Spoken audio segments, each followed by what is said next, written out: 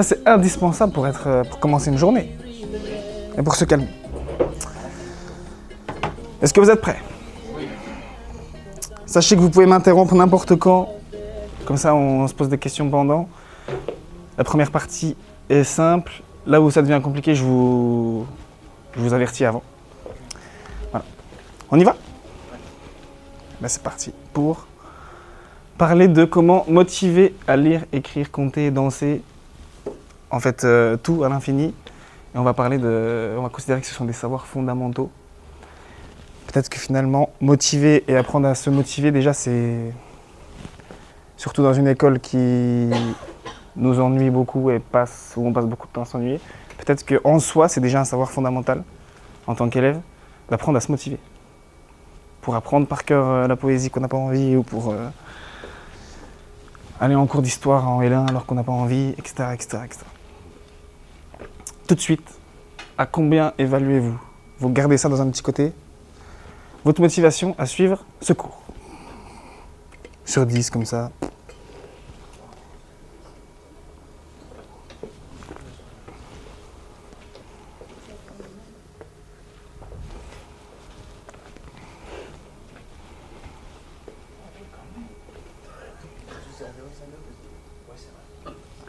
Vous mettez des décimales et tout? Ok, vous êtes des fous. Faites ça vite fait. On va parler de la motivation. Et en fait, on va voir que déjà, la première leçon, c'est que c'est un continuum. Il n'y a pas des gens motivés et des gens pas motivés. Il y a un continuum, plus ou moins motivé. La motivation, c'est quand on est motivé. La privative motivation, c'est quand on a une absence de motivation pour aller chez le dentiste, par exemple. Voilà. Et on va se questionner. Déjà, la première question qu'on va se poser, c'est combien est-ce magique? Et est-ce que c'est magique? Moi, on m'a passé... Enfin, dans la société, on passe notre temps à entendre que « Ah, mais lui, il réussit le CAPES, mais c'est normal, il est motivé. » On vous a déjà dit ça, hein? « Ah, lui, il est bon en foot. Ouais, mais c'est normal, il est motivé. Ah, ok, il a un super pouvoir. Motivé. » Alors qu'en vrai, c'est un travail de s'auto-motiver, en vrai. Je ne suis pas motivé forcément a priori à venir faire cours, par exemple. Donc on va se questionner sur combien c'est un pouvoir magique ou combien on peut utiliser des outils pour motiver. Et à mon avis, on va pencher sur la seconde proposition, puisque c'est le but de ce cours. On vous a déjà dit ça, vous on a déjà expliqué votre succès par un super pouvoir qu'on vous attribue qui est « il est motivé ».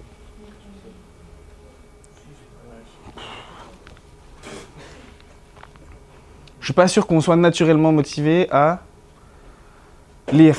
En vrai, lire, ça demande du travail sur soi, pour se concentrer. Ça fait pas plaisir, on n'est pas de l'ordre du plaisir immédiat, des endorphines, des écrans, etc. Surtout aujourd'hui. Écrire aussi, avant d'être motivé à écrire,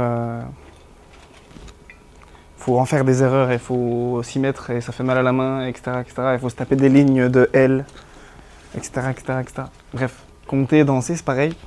Je suis pas sûr qu'au début, on soit naturellement motivé à danser. Il y a un truc où on apprend à se motiver à le faire. Jusqu'à ce qu'à un moment donné, peut-être, on ne se voit pas passer une semaine sans danser. Premier réflexe que je vous donne pour votre vie en général, quand il y a un concept, ce genre de concept, motivation, apprentissage, tous les grands mots qu'on utilise trop dans la vie de tous les jours et que personne ne sait définir. Ayez le réflexe de mettre un S et déjà ça ouvre un peu l'esprit. La motivation, ça n'existe pas. Les motivations, déjà ça nous donne plus d'envie, plus d'idées pour essayer de décrire ce que sont les motivations finalement. On va voir qu'il y a des motivations. Voilà, ayez le réflexe du pluriel. L'école ne forme pas un citoyen. Flou. Un élève. Non. L'école forme des filles, des garçons, des citoyens qui vont avoir une sensibilité écologique, des citoyens qui vont avoir une sensibilité, je sais pas, autre, etc., etc., etc. Les choses sont plus complexes qu'un simple singulier. J'avance un petit peu. Alors déjà, on va définir de quoi parle-t-on Pour vous, c'est quoi la motivation? Merci. Quoi? L'envie. Ok. D'ailleurs, l'envie, est-ce qu'on peut pas se permettre de considérer que l'envie, c'est un symbole d'être en vie, en séparant le mot? T'as pas d'envie, t'as envie de rien. Ok, bah tu peux mourir en fait. Il y a rien en toi. Les gens qui sont blasés là, je sais pas, il y a certains de vos collègues, pas vous, parce que vous êtes une population particulière. Certains des collègues de 20 ans, ils sont blasés de la vie. On dirait qu'ils sortent de l'Afghanistan. Ils ont envie de rien. J'ai envie de leur dire, vous avez vécu quoi les gars pour être blasés là? Alors que moi je gigote dans tous les sens, je mets de la musique. Ils sont là que ça. Envie, ok. Être motivé, avoir envie. Quoi d'autre? Comment on pourrait définir ce qu'est la motivation? Dites tout et n'importe quoi. C'est quand il y a un déclenchement qui permet une transformation du comportement. Il vient d'utiliser deux mots qu'on va utiliser. Ok, bien joué. Déclenchement. C'est le problème. Donc c'est-à-dire que c'est ce qu'il y a avant le comportement? Ouais, c'est ce qui entraîne un comportement. Ok. Magnifique. Elle dure, la motivation, elle est comment? Elle est tout le temps... Moi je suis motivé comme gars. Ou ça dépend de l'objet, ça dépend du moment. Elle est variable. Elle est variable dans le temps. Ça change comment on appelle? Du contexte. Ouais. Ça change de direction. Bien joué. Ça change de direction, ça change dans le temps. Là je suis très motivé à faire court. Mais si tout de suite il y a un chien qui rentre dans la salle et qui me court après, je suis plus motivé à faire court. Je suis motivé tout d'un coup énormément à sprinter de toutes mes forces. Voilà. Vous m'avez motivé à faire mieux que les collègues juste avant. Donc en fait la motivation c'est pas l'engagement. L'engagement c'est ce qui suit la motivation. Donc nous on vise à déclencher l'engagement. L'engagement c'est visible. La motivation c'est invisible. C'est ça qui est chiant. C'est qu'on va faire 15 000 efforts pour essayer de créer quelque chose dont on n'est pas sûr que ça existe dans le cerveau de nos enfants. Voilà. Ou de nos élèves, etc. Là, je ne sais pas combien vous êtes motivés. Je ne sais pas quelle note vous avez mis. Parce que c'est interne. Voilà, donc la motivation, première leçon, c'est ce qui précède l'engagement. J'ai une question à vous poser, on va se contenter de la première. Quand est-ce que vous avez été le plus motivé? Un exemple dans votre vie, pour un truc. Donnez-moi un petit exemple juste comme ça, qu'on illustre.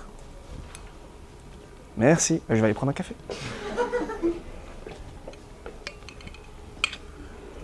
C'est tentant cette chaise de s'asseoir, c'est un piège de fou cette chaise. Ça fait pas pédant de discuter comme ça? Ouais. C'est vrai que la motivation, c'est pas si compliqué. C'est pédant, hein. Vous n'avez pas un exemple du dernier truc pour lequel vous avez été très motivé? Pour le bac, j'étais très motivé à avoir la plus haute note possible pour être sûr d'être pris en STAPS. J'ai révisé comme un fou pendant 3 jours sur la STAPS. Après, c'est facile d'arrêter, mais... T'as dit beaucoup de choses qu'on va redire. Pour le bac, j'ai été très motivé pour avoir la note. On va voir que c'est une motivation de mauvaise qualité, extrinsèque. On vous en a déjà parlé de tout ça? Je vais vous répéter tout ça. En mieux. Motivation extrinsèque. Et tiens, j'ai la récompense. Fin de la motivation. Alors qu'en vrai, nous, si on veut faire motiver à lire, motiver à écrire, etc., si on associe trop la motivation à la note, ils vont écrire parce qu'il faut, et plus jamais dans leur vie, ils vont écrire. Ils vont lire parce qu'il faut. Souvent, comme on fait au collège, on lit Candide, parce qu'il faut lire Candide. Et on fait quoi après? On arrête de lire. Parce que la motivation, c'est pas ça. C'est une motivation de qualité, c'est aimer lire. Donc nous, déjà, nos enfants, si on leur fait aimer lire, écrire, compter, danser, bouger, plutôt que les sanctionner par des notes, à mon avis, c'est une meilleure idée. J'avance un petit peu.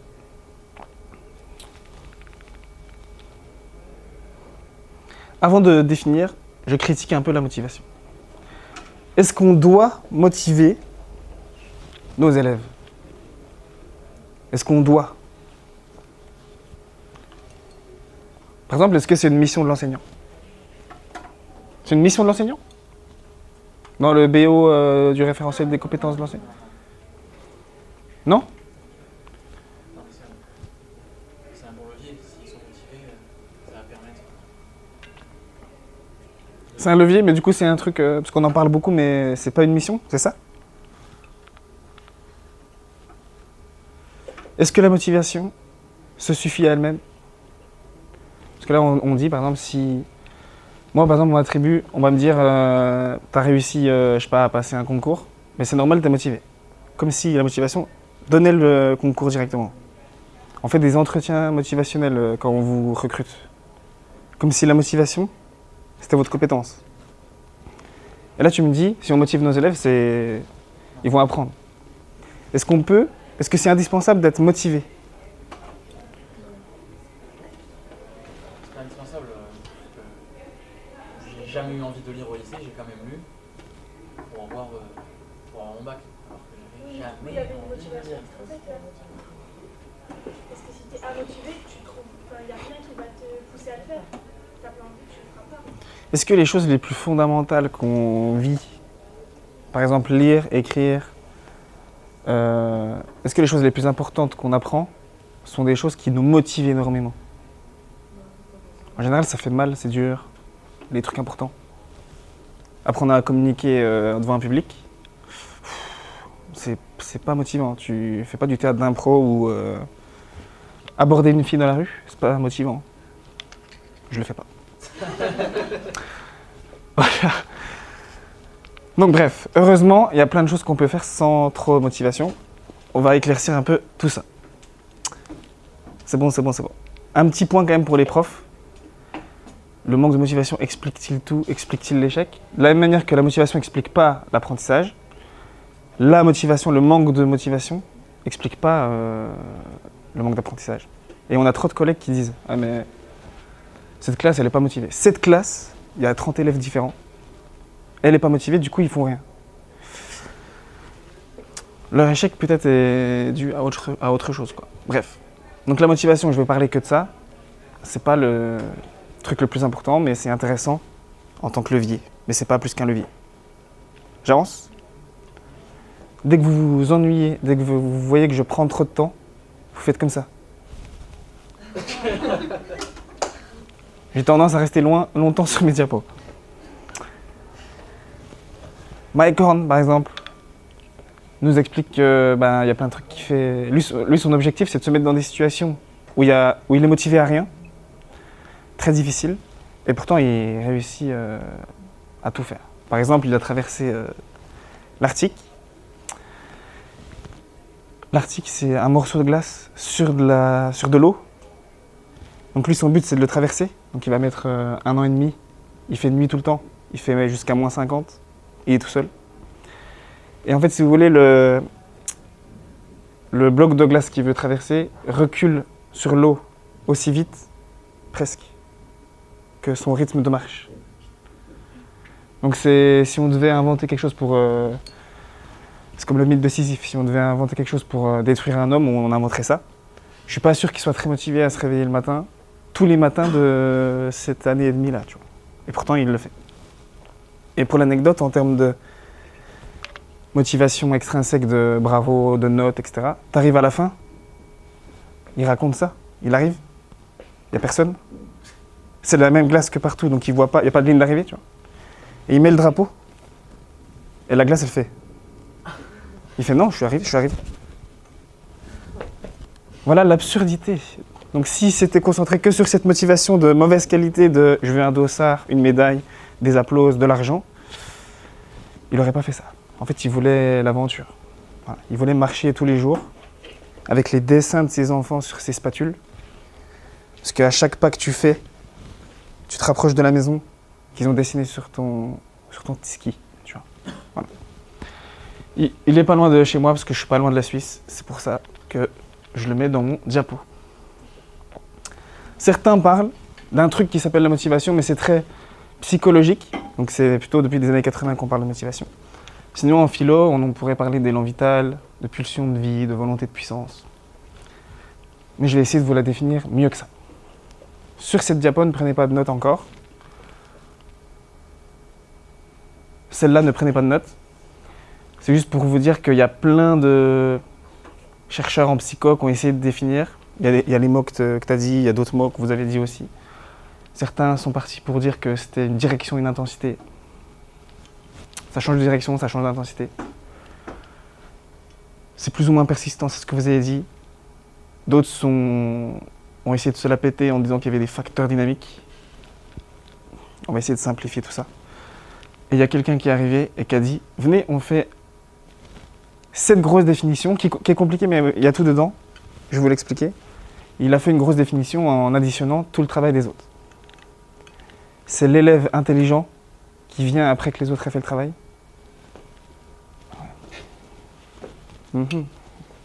Et qui après appelle le prof. Moi j'ai fini, monsieur. Élève intelligent, bravo. Ils sont deux, voilà. Alors, la motivation. Vous allez voir qu'il y a des mots compliqués, parce qu'il faut toujours se la péter un petit peu quand tu fais de la recherche.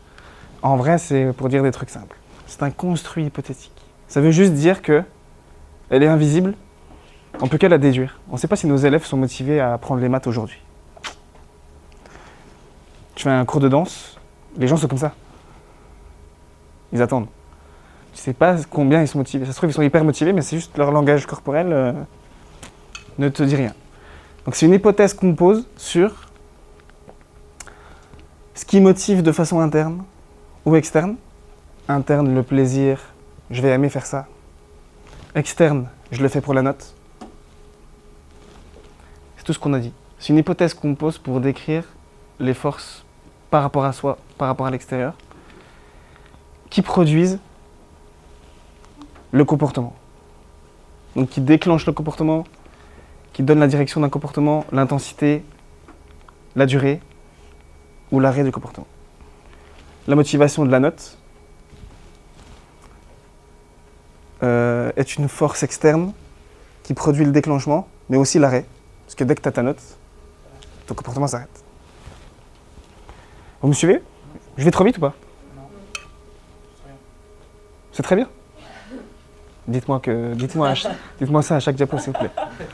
Là, par exemple, je ne sais pas combien vous êtes motivé. Parce qu'en fait, vous êtes dans une posture attentive. Donc certains me regardent comme ça. Et je ne sais pas si c'est de l'ennui ou si c'est quelqu'un qui feint l'intérêt.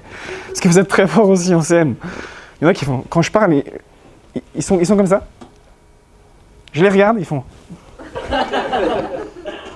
Ils feignent, ils feintent l'intérêt. Bref. Donc en gros, la motivation, c'est ce qui se passe à l'intérieur de nous qui produit le comportement. En mieux dit, plus précisément, c'est tout ça. J'avance un petit peu. C'est ce qui va déclencher le fait de prendre un livre, spontanément. C'est ce qui va déclencher le fait de, comme souvent d'ailleurs les petits, tu leur offres un tableau, tout de suite ils ont envie d'écrire des trucs. Après on perd cette envie. On nous a démotivés en devenant adultes apparemment. Ici il y a plein de tableaux, ça régale. Pour certains, ils ont envie de calculer. Bon, ça, ils sont plus rares que les autres, d'accord. Par exemple, la musique motive et déclenche le comportement de danser dessus. Voilà. Bref, la synthèse, c'est qu'on est tous motivés tout le temps. Donc ne laissez plus jamais un collègue, un prof dire « lui, il n'est pas motivé ». C'est une insulte envers l'être humain, en fait. Il n'y a pas d'élèves, surtout des enfants. Enfant, c'est... T'as l'envie de tout, en fait. T'as tout le temps envie de tout. Mais du coup, la motivation, ça n'existe pas? En fait, on est tous motivés dans des directions différentes. Ça veut dire que tu peux ne pas être motivé, mais seulement dans une direction. Là, tu peux ne pas être motivé à m'écouter. Par exemple, tu te dis, il filme, ben, je regarderai sur YouTube. Tu vois. Mais tu vas être motivé, là, tout de suite, par un autre truc. Tu reçois le message de Gadji, là. Hop, t'es motivé, beaucoup plus motivante la Gadji que Monsieur Viemin qui parle. Voilà. Donc je peux pas dire, ce gars est pas motivé. Non, il est ultra motivé. Même beaucoup trop à mon avis. Mais dans une autre direction que moi, voilà. Donc on est tous toujours motivés. Et quelque part, si on est prof et qu'on dit trop souvent que nos élèves ne sont pas motivés, il y a quand même une co-responsabilité. On est quand même responsable aussi de la motivation un peu de nos élèves. Donc les élèves, les profs qui me disent à mon amphi, il était moitié vide, donc les étudiants ne sont pas motivés. Ouais, mais comment était le cours aussi, tu vois. Et comment tu le vends? Voilà. Donc finalement, il n'y a pas vraiment de pouvoir magique. On va voir que ce sont des outils très concrets, et je les ai un peu listés là-bas, mais je vais vous les rappeler. Malheureusement, on n'est pas des super-héros. Pour finaliser la définition de la motivation, considérez par exemple que le comportement, suivez-moi bien, j'aime beaucoup les métaphores. Le comportement, c'est le feu. La motivation, c'est le vent. On peut faire du feu sans vent. Vous me suivez? Donc on peut avoir un comportement sans motivation. Par contre, le vent dans le feu est une force externe, là pour le coup, qui peut déclencher le feu sur des braises, qui peut déclencher, donner la direction du feu, l'intensité, plus il y a de vent, plus tu nourris le comportement, le feu, la persistance, voire même l'arrêt du comportement. Voilà. Je pense que c'est une bonne métaphore pour terminer la définition de la motivation. On peut faire plein de choses sans vent, mais en vrai, si tu as un tout petit peu de vent, surtout ici à Marseille, Caen, et bien, tu fais un feu de ouf. Voilà. Vous me suivez encore? Merci. Merci de me suivre. Donc c'est l'art de motiver ou de se motiver soi-même. Par exemple, à faire ses cours dans la matière qu'on n'aime pas. Ben, en fait, c'est un super pouvoir fondamental. Parce qu'on ne va pas avoir le choix parfois de continuer à aller aux cours dont vous parliez tout à l'heure, je ne sais pas où. On n'a pas envie de voir sa gueule à lui. Bah, tant mieux, on va utiliser peut-être des outils. Peut-être que là, vous sortirez d'ici avec des outils pour mieux survivre dans votre prochain cours avec un autre collègue. J'avance un petit peu, on a compris les vegans. Je fais un réglage technique. La durée, c'est 30 minutes. Combien j'ai fait de confs incroyables où je ne le savais pas au début. Tu finis, t'as fait 4 heures. Et t'as 25 minutes d'intro. C'est nickel. C'est nickel. Et t'as promis à tout le monde que ça allait être sur YouTube parce que t'es un prof 2.0. Et ils te disent merci monsieur, c'est trop bien que vous filmiez. En plus, on n'a pas pris de notes parce que comme ça on peut vous voir sur YouTube. Yes, trop cool. Vous allez tellement me revoir. Voilà. Donc bon bref. La première leçon, avant d'apprendre à motiver, peut-être déjà, est-ce qu'on peut arrêter de démotiver nos élèves? N'importe où, en danse, à l'école.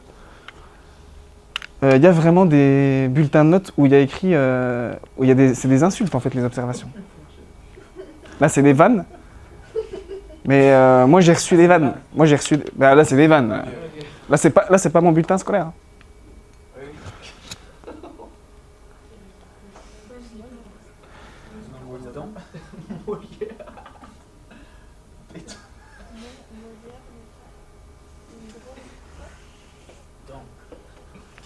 Hong Kong n'est pas un grand gorille géant. Bref. Un mot quand on demande il y a des études qui sont sur ça. Putain, je vois des photos de gens partout.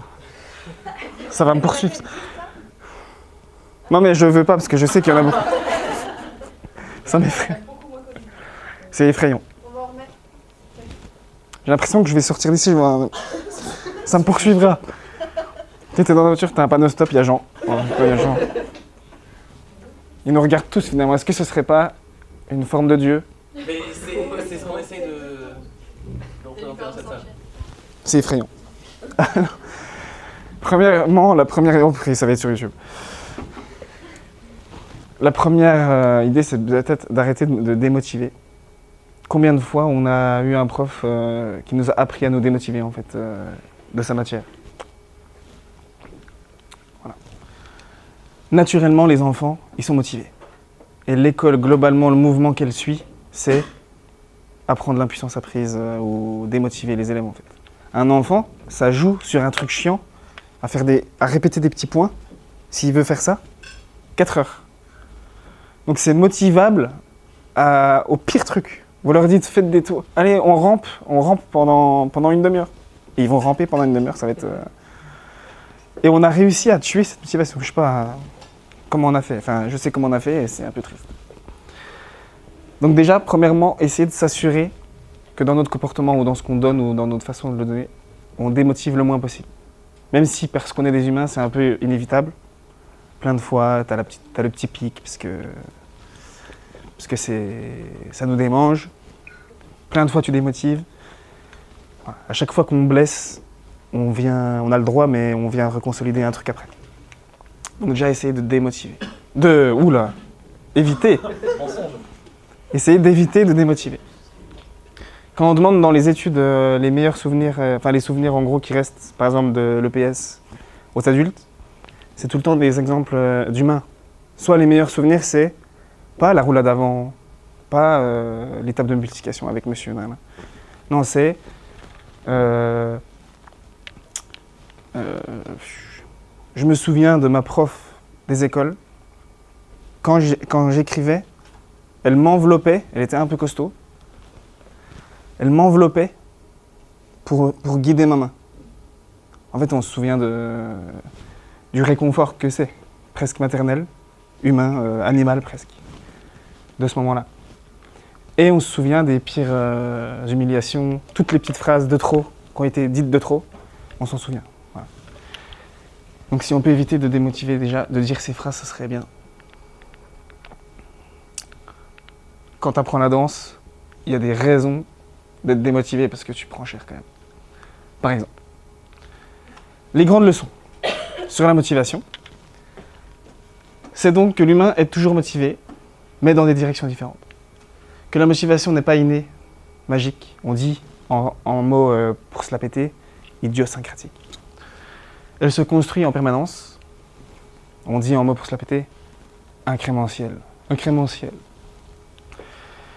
Et l'enseignant ou le prof ou le coach est co-responsable de la motivation par sa façon d'être, par les situations qu'il propose, par le contexte, etc., etc. Votre salle de classe en soi déjà, elle est motivante. Quand il y a plein de matériel, plein de couleurs, en vrai c'est déjà motivant. Parce qu'il y a un climat motivationnel, on va dire. On va en parler plus tard. C'est dommage dans un beau contexte comme ça, de mettre un prof qui arrive que ça. Sortez votre workbook, page 32. Vas-y, gars, c'est bon. Dans une salle triste où il n'y a rien au mur et tout, vas-y, c'est bon. Donc la motivation, c'est un ensemble. Soit on parle de la quantité, et ça n'a rien à voir. Soit on parle de la qualité de la motivation. Quantité, c'est je suis beaucoup motivé, pas beaucoup.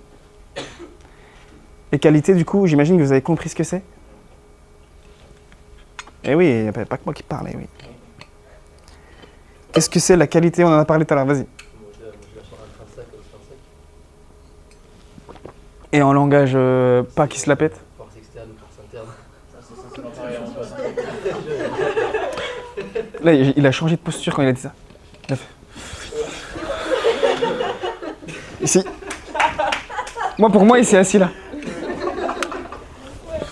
C'est les forces internes et externes. C'est évidemment la motivation intrinsèque et extrinsèque. J'ai pas compris le raisin sec, l'histoire du raisin sec. La qualité de la motivation, elle est bien le raisin sec, je l'ai crié, je la garde, hop.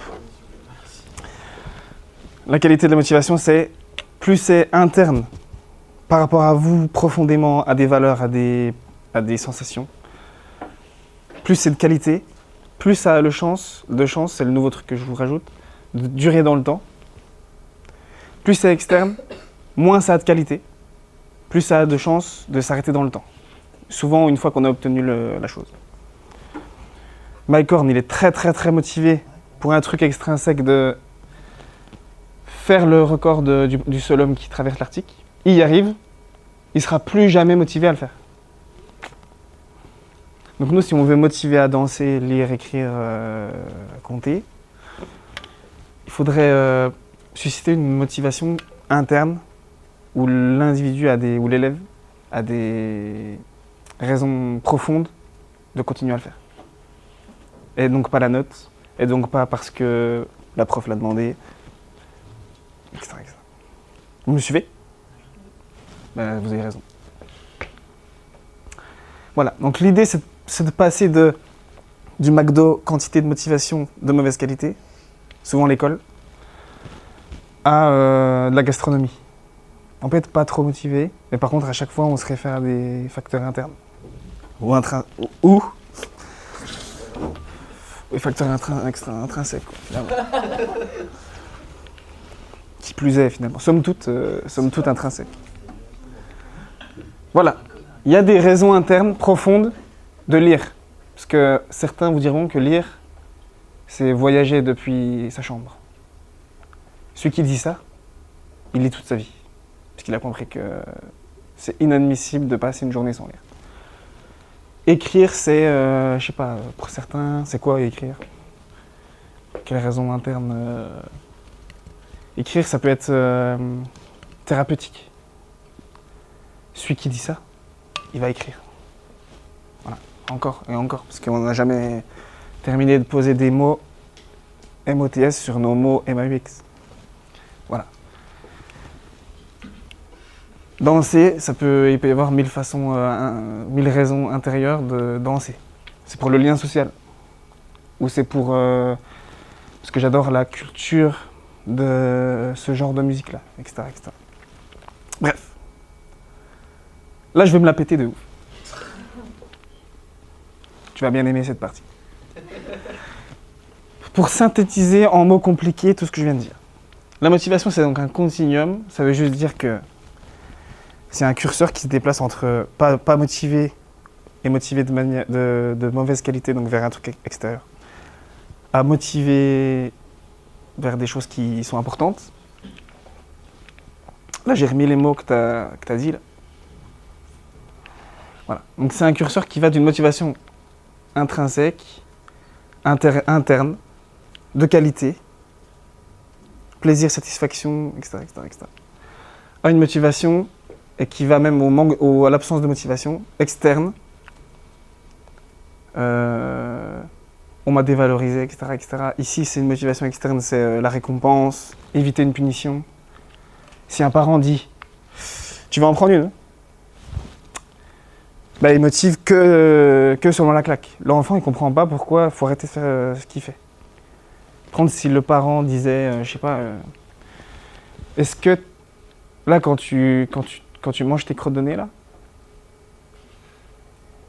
tiens, regarde-toi dans le miroir.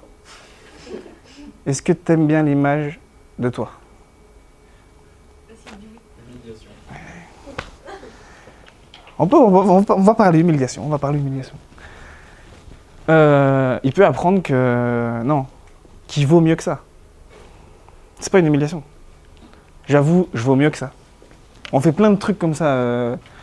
Enfin, pas manger forcément ses crottes de nez, mais moi j'essaie d'arrêter. Voilà. J'étais à 4 paquets par jour. Voilà. Bref, on fait tous des trucs comme ça, où tout d'un coup, si on se regardait en vrai, si on nous prenait en photo, on aurait des motivations internes, des raisons internes d'arrêter ça. Vous, votre rôle de prof, coach, etc., votre impact, c'est les régulations, c'est vos agissements sur la motivation. Et donc, soit vous êtes sur des régulations intrinsèques, donc comme je viens de faire, vous allez essayer de cibler ce qui motive intérieurement la personne. Plaisir, valeur. Tu t'estimes quand tu fais ça en vrai? Ah, tu me dis que tu fais de la boulimie, c'est super intéressant. Moi aussi, j'en ai fait, etc. Comment tu te sens au moment où tu le fais en vrai? Est-ce que le plaisir de dégommer une pizza vaut l'estime de toi que tu as à ce moment-là, tu vois? C'est quoi le plus important? Parce que souvent, quand on fait de la boulimie, c'est qu'on recouvre notre estime de soi par du plaisir futile. J'avoue, Netflix, Podagendas, etc., quand tu viens de te faire quitter, le cliché plaid, podayendas et tout ça. Je vais arrêter de parler de ça parce que j'ai la gorge qui se serre. Allez. J'avoue que c'est facile d'y aller. On est dans le plaisir. Mais ça vaut pas mieux, ça vaut rien en fait. Ça vaut pas mieux que l'estime de moi si j'étais capable de me dire, bah non, en fait, je vais mettre mes baskets, je vais aller courir comme d'hab, parce que je suis plus fort que ça. Et pourtant, on troque. Bref. Donc vous, votre impact, c'est, là ce qu'il faut retenir de tout ce truc compliqué, c'est que ce sont vos régulations qui orientent mal ou bien la motivation de vos élèves en fait. Ils peuvent être motivés même de manière ils peuvent avoir une motivation de qualité. Moi je lis pour voyager, monsieur. Ouais, donc je pense ton enfant va faire ça. Moi monsieur là, Ratus. Lire Ratus c'est voyager quoi. Et à lui, je vais dire ok, pour demain, vous lisez Ratus parce qu'il y a une évaluation, tiens, 9 sur 10.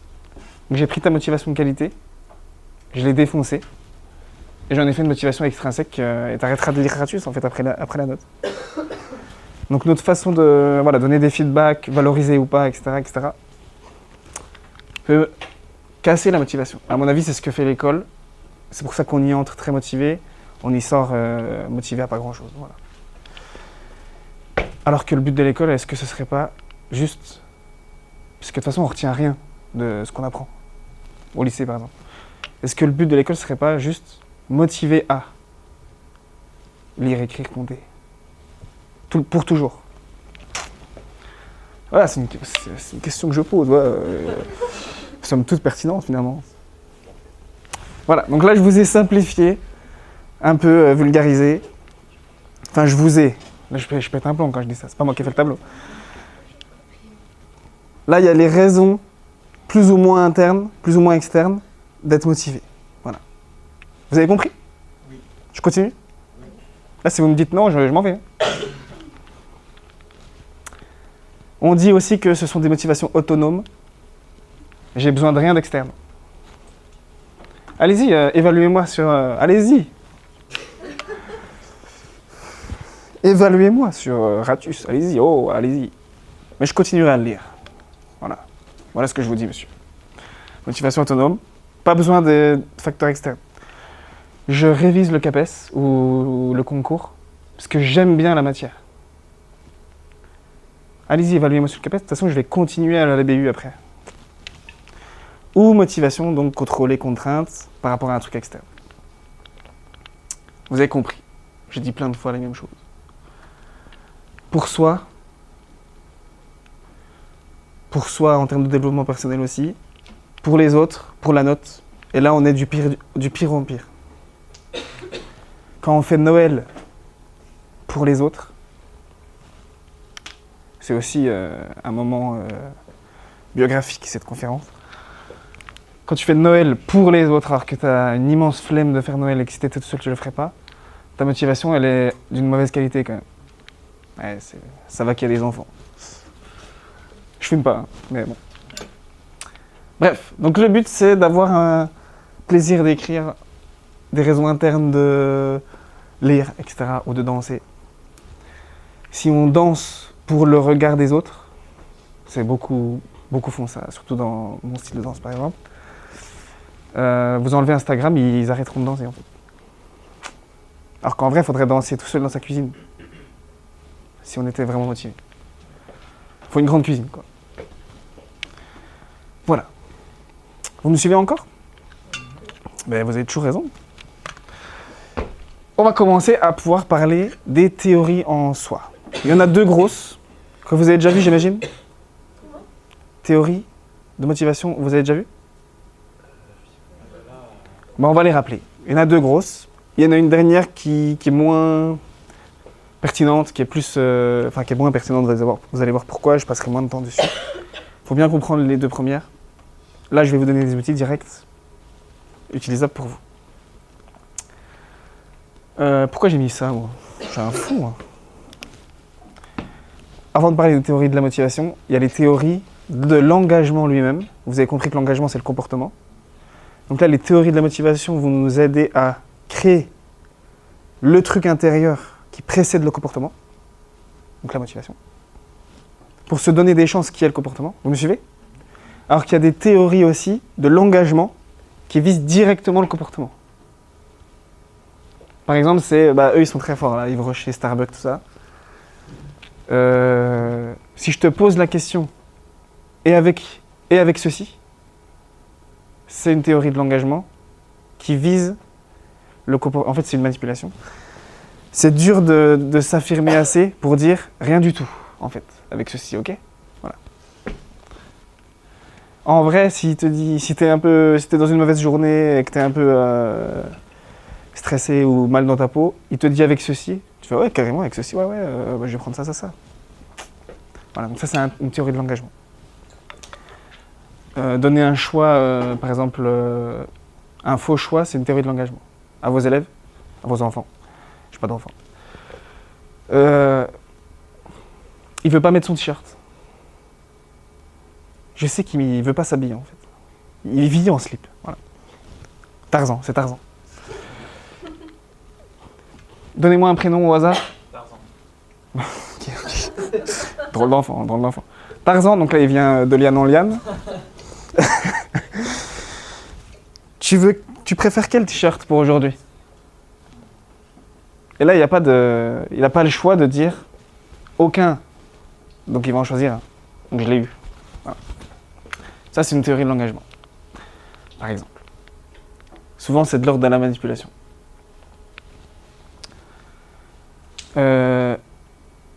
Organiser des élections présidentielles où on organise le fait qu'il y a 2 finalistes, dont un qui est méchant et un qui est gentil, c'est un peu une théorie de l'engagement.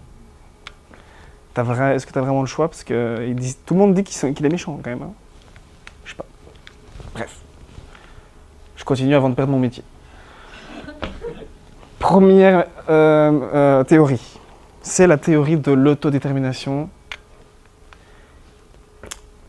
Donc là, on va viser à partir de maintenant avec les 2 théories des motivations plutôt intrinsèques. Auto, je suis moi-même, déterminé. Je fais tous les choix pour moi. Je m'automotive. Vous pouvez l'utiliser pour vous pouvez l'utiliser pour vos élèves. Il y a 3 ingrédients qui sont des besoins psychologiques fondamentaux. En gros, vous avez plein de besoins psychologiques, estime de soi, etc., etc. Il y en a 3 qui ont été déterminés comme fondamentaux. C'est le premier, besoin de compétence, je l'ai mis là. Le besoin de compétence, c'est savoir où j'en suis.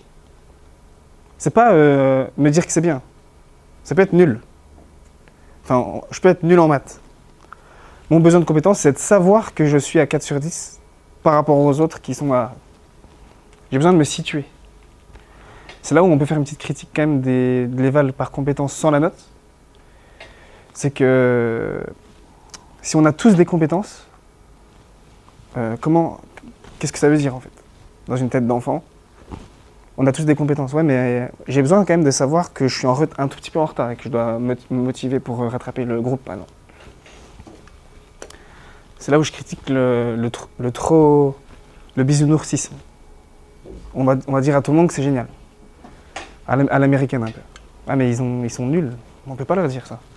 Bref. Donc un besoin psychologique, c'est de savoir se situer par rapport aux autres. Besoin de compétences. Besoin d'autonomie, deuxième besoin fondamental, c'est le besoin de faire des choix. L'histoire du t-shirt. Là aussi à l'école, en vrai, on a rarement le choix de quoi que ce soit, quoi. Là où, par exemple, l'école Montessori va laisser absolument, qui est critiquable, mais va laisser absolument le choix de quelle matière tu as envie de... Tu vas dans l'espace où tu veux. Tu vois. Si tu veux faire des maths, tu vas dans l'espace maths. Si tu veux faire du français, tu vas dans l'espace français. Autonomie. Et enfin, le troisième besoin, c'est le besoin de proximité sociale. Ça ne veut pas juste dire être ensemble. Là, on n'est pas juste ensemble. Ça veut dire être indispensable au groupe. Là, je suis indispensable pour ce cours à vous. Après, j'arrête d'être indispensable. Du coup, vous arrêtez d'être motivé envers moi. Et vous êtes indispensable à moi parce que si je parle tout seul, c'est moins marrant. Voilà. Et après, vous arrêtez d'être indispensable parce que j'ai d'autres trucs à faire. Voilà, la combinaison des trois devrait motiver. Est-ce que vous avez bien compris ça? Qui est perdu un peu? Quand vous êtes perdu, vous inventez un signe perdu. Voilà. Pour lire, on devrait pouvoir savoir où on en est dans notre capacité à lire. Faire le choix, par exemple, plutôt que dire « vous lisez Candide », choisissez Candide ou truc. Ou vous allez à la bibliothèque de l'école. Le but, c'est que vous lisiez un livre. Bah déjà, en fait, tout le monde va être plus motivé. Tu veux lire du foot, lis du foot. Moi, je veux que tu lises, parce que je veux juste un prétexte pour que tu apprennes à lire. Voilà. Si c'est un magazine féminin, c'est un magazine féminin, voilà. Donner des choix. Et proximité sociale, faut qu'il soit interdépendant, faut qu'il soit indispensable à nous. Vous lisez le livre de votre choix, mais par contre, après, chacun va raconter l'histoire du livre à toute la classe, parce qu'on va s'enrichir de toutes les histoires. Normalement, si on fait ça, déjà là, on est un peu motivé si on se met à la place de l'élève qui doit faire ça, non? Si vous me dites non, bah, je m'en vais. Oui ou non? Oui. Excellent. Théorie de l'engagement. Je les ai manipulés. Ils ne pouvaient pas dire non. Voilà. Très mauvaise théorie de l'engagement que font certains parents. Très mauvais truc à faire. Tu vas rendre triste maman si tu fais ça. Pire truc. C'est ça. On manipule sur de la culpabilité d'un enfant qui veut juste rendre tout le temps fier sa maman. C'est un abus de pouvoir, en fait. Voilà. On devrait avoir des enfants tellement développés personnellement qui disent, ben, tu sais, je ne suis pas... Alors, par exemple, ton enfant. Okay. Il fume, ok, il a 7 ans, il fume. Écoute, papa, je suis responsable de ce que je fais, je suis pas responsable de tes émotions, ok. Voilà, c'est à toi de gérer. Moi, je te conseille de consulter après, bon. Tu fais ce que tu veux. Où est ma pâte à modeler? Un truc comme ça, voilà. Mais malheureusement, on n'a que des enfants normaux, standards, donc ils subissent en fait la culpabilité. C'était somme toute orienté comme ça. De toute façon, ça coupera un petit peu, c'est pas grave.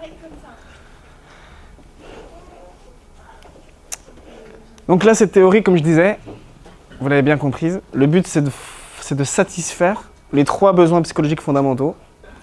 C'est vraiment 3 besoins que les êtres humains ont. C'est même pas que pour se motiver, c'est pour être heureux.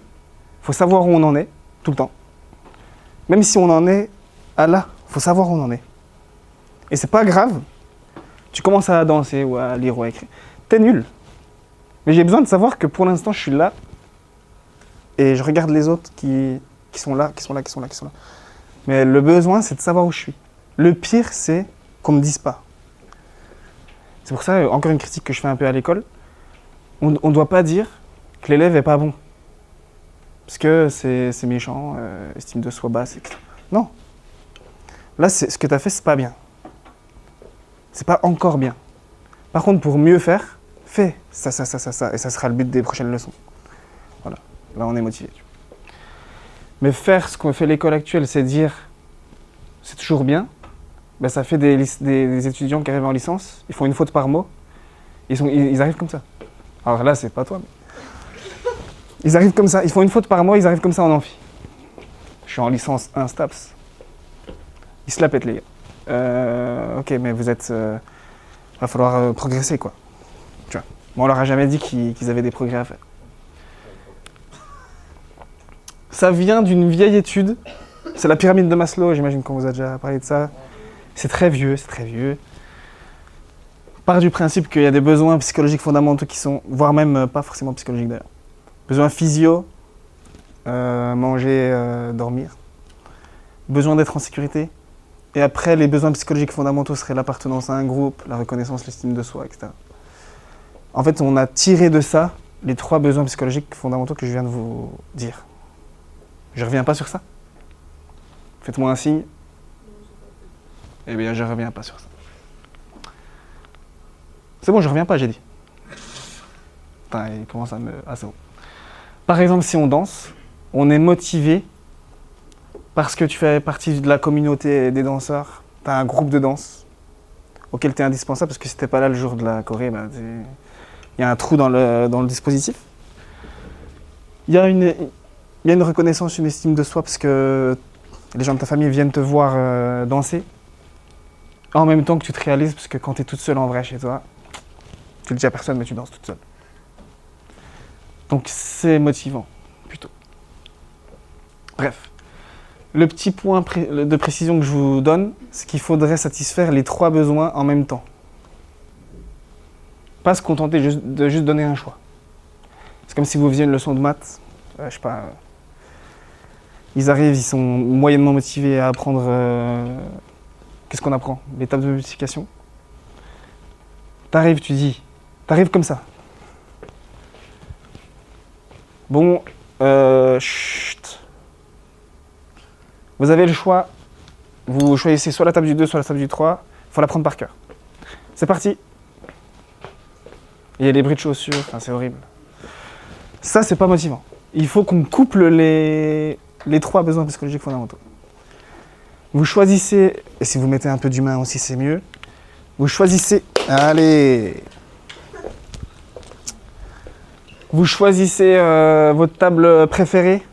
Il faut que dans 10 minutes, tout le monde soit capable d'être interrogé sur n'importe quelle table de cette table-là, partie de cette table-là, parce qu'il y a un grand concours où moi j'annonce les tables et vous balancez vos ardoises avec le résultat. Voilà. Ça c'est plus motivant. Et les ardoises informeront du bien pas bien, sans éliminer. Tu sais que Baptiste il a levé quand même 4 fois l'ardoise, on lui a jamais dit que c'était pas ouf, alors que moi j'ai recopié 3 fois. Donc il faudrait essayer de satisfaire les 3. Vous avez vu que ça marche avec tout. Est-ce que c'est utile que je refasse un exemple sur tout? C'est redondant un peu? Ça pourrait, si ça... Ça l'est. Là, je vous ai... Faut pas tout lire, vous verrez. Hashtag vidéo. Vous verrez. Là, il y a des comportements susceptibles de soutenir les 3 besoins psychologiques. Par exemple, fournir des tâches adaptées aux possibilités de chacun avec un défi à surmonter. Et là, il y a tous les comportements qui pourraient menacer les besoins psychologiques fondamentaux. Souvent, c'est ce qu'on fait à l'école. Voilà. Un au hasard. Afficher son pouvoir pour mettre rapidement un terme aux plaintes et aux expressions d'affect négatifs. Ça, c'est le coach de foot qui dit les gars, qui a joué en national? Voilà. Donc vous la bouclez. Est-ce qu'on est motivé là? On a envie de le défoncer, le gars. C'est le prof qui dit. Alors, il fume. J'ai qu'un perso. Moi, je m'en fous. Hein. Je l'ai mon bac. T'as envie juste de l'éclater, le prof. T'es pas motivé. Voilà. Donc là, il y a tout un florilège de comportements qu'on a souvent en tant que prof, qui menacent les besoins psychologiques fondamentaux et qu'il faudrait arrêter. Délivrer trop de feedback uniquement négatif, par exemple, en danse. Tu prends un cours de danse, tu te demandes si c'est un cours de danse ou c'est un cours de boxe. Tu ressors, t'as l'impression que tu sais plus danser. Bref. On enchaîne. Pour votre information, il y a un petit test pour mesurer votre niveau de motivation selon la théorie de l'autodétermination, par exemple. Tu es responsable. Il y a un petit chrono. Quand il reste 5 minutes, il faut que tu me dises. Ok? Faut pas que ça explose. Parce que je n'ai pas lancé ma montre. Énième erreur que j'ai déjà faite. Je lance pas la montre, ça se finit, et je continue. Et 1 heure après, je me dis, ah ouais, j'ai oublié. Enfin, je me le dis dans ma tête en parlant à tout l'amphi. Donc je deviens rouge. Je fais, ça fait 1 heure qu'ils ont rien. Ok. Voilà. Comment on utilise maintenant la théorie pour motiver, je vous demande à vous, comment on utilise cette théorie? Là, j'ai fini d'expliquer la grosse première. Est-ce que vous avez des idées, par exemple, pour apprendre à lire, écrire, n'importe quoi? Pour montrer où il se situe tout le temps dans sa compétence, pour donner des choix et pour rendre indispensable l'enfant, l'élève dans un groupe. Admettons, on apprend à... Je sais pas, vous apprenez quoi? Donnez-moi un truc qu'on apprend à l'école. Si vous me dites rien, j'ai peur pour mon école. On apprend à conjuguer au futur. Certains étudiants devraient retourner dans le cours, en histoire notamment. On apprend à conjuguer au futur le AI pour les verbes du premier groupe, ok. Comment on fait? Vous n'avez pas d'idée? Si vous n'avez pas d'idée, on fera ça la prochaine fois. D'ailleurs, c'est le but du prochain cours. Je suis ringard. Vous avez compris que les théories de la motivation, en fait, sont des outils. Quand vous regardez votre leçon, vos ingrédients de leçon, sont des outils à part entière, comme il y a des contenus d'enseignement, en fait, on peut ajouter des contenus de motivationnels.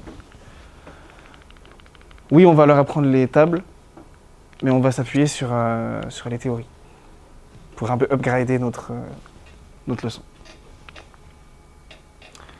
Comment vous sentez-vous? Est-ce que je vais vite? Qui est au bout de sa vie? Ça va? Il fait chaud de ouf, non? Ok, il n'y a que moi qui est chaud. Très bien, très bien. Ils m'ont dit non, ils m'ont pas du tout suivi sur ça. Il fait chaud de fou? Pas du tout, monsieur. Il fait absolument pas chaud. Ok, vous me parlez pas comme ça, ok. Deuxième grosse théorie, ça avance un peu plus vite que ce que je pensais, c'est la théorie des buts d'accomplissement. Est-ce qu'on vous en a déjà parlé? Oui. Eh bien, on va en reparler. Qu'on fasse le ménage une bonne fois pour toutes. C'est deux orientations de but. On parle des orientations de but. On a dit que la motivation, c'était orienté. Soit tu es orienté vers bien faire. Souvent les filles à l'école primaire. Plus bien faire que faire beaucoup par rapport aux autres. Souvent, avec plein de nuances. Ah tiens, en plus c'est des filles, j'ai pas fait exprès. Bien faire. Il a dit que c'était angle droit, ici. Et là, les filles, c'est super. Voilà. Elles n'ont pas toute cette voix-là, heureusement. Souvent, donc quand il s'agit de bien faire, on appelle ça un but de maîtrise. Il faut maîtriser la chose. Alors qu'un but de perf, c'est plutôt une orientation de but vers un but externe, donc de mauvaise qualité. Faire par rapport aux autres. Faire le record, faire le plus de quelque chose. Vous me suivez? Vous apprenez à faire des lignes de F. Il y a celui qui est motivé par les F, ils vont être comme ça. Il se tue sur la qualité d'un F, puis d'un autre, puis d'un autre. Et il y a celui qui est motivé par, il faut que j'ai fait 15 lignes de F, dans 2 minutes, il faut que j'ai 15 lignes de F. Voilà. L'idée, c'est d'être motivé par les... Souvent, on est motivé par les deux en même temps. Voilà. L'idée, c'est de ne pas trop pencher vers uniquement un côté, pas trop pencher vers uniquement l'autre. Parce qu'il ne s'agit pas de faire un seul F en une demi-heure, en même temps qu'il ne s'agit pas de faire des lignes comme les punitions qu'on avait. Qui a, parmi vous, déjà superposé des stylos? Exactement. Pour faire des lignes. En pensant que le prof n'allait pas voir qu'il y avait 4 lignes qui vont totalement ensemble, qui sont décalées de la même manière, puis 4 lignes qui sont décalées de la même manière, puis 4 lignes qui sont décalées de la même manière. Voilà. On l'a fait, on a les mêmes... Bref, j'ai arrêté de me confier. Moi, j'avais créé une machine où il y avait vraiment 4... Une machine, waouh.